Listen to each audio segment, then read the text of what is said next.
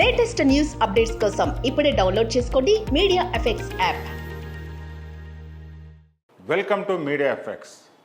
హనుమంతుడిని చిరంజీవి అని కూడా పిలుస్తారు. చిరంజీవి అంటే మరణం లేని వ్యక్తి అని. భూమిపై భౌతికంగా ఇప్పటికీ ఉన్న దైవం అని హిందువుల విశ్వాసం.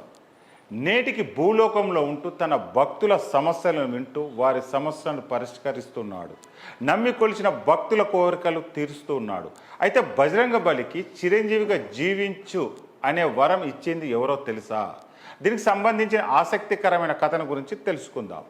రామ భక్త గ్రేసరుడు హనుమంతుని ఆరాధించడానికి, ఆశీర్వాదం పొందడానికి మంగళవారం అత్యంత పవిత్రమైన రోజు.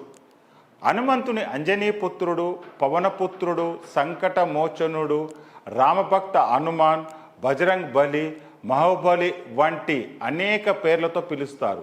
పురాణాల గ్రంథాల ప్రకారం రావణుడు సీతాదేవిని అపహరించినప్పుడు శ్రీరాముడు ఆజ్ఞతో సీతాదేవి జాడ కోసం వానరులు వెతకడం మొదలుపెట్టారు. అలా వానరులు లంకలో సీతమ్మ జాడ దొరుకుతుందని భావించి మహోబలి హనుమంతుని లంకకు పంపారు. మహాసముద్రాన్ని దాటి లంకలోని అశోకవనంలో ఉన్న సీతాదేవిని చూశారు. అక్కడ శోక సముద్రంలో ఉన్న సీతాదేవితో రాముడు చెప్పిన విషయాన్ని చెప్పి సీతాదేవి కన్నీరును తుడిచాడు. రావణుడు చెర నుంచి సీతాదేవిని తిరిగి తీసుకువెళ్ళడానికి శ్రీరామచంద్రుడు త్వరలో వస్తాడని ధైర్యం చెప్పాడు.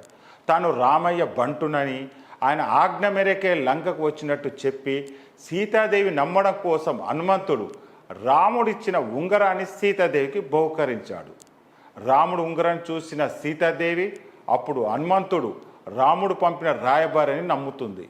హనుమంతుని హృదయంలో రాముని పట్ల అపారమైన ప్రేమ, భక్తిని చూసిన సీతాదేవి అతని పట్ల ముగ్ధురాలయ్యింది. రామభక్తుడైన హనుమంతుని చిరంజీవిగా, మరణం లేని వ్యక్తిగా జీవించుమని ఆశీర్వదించింది.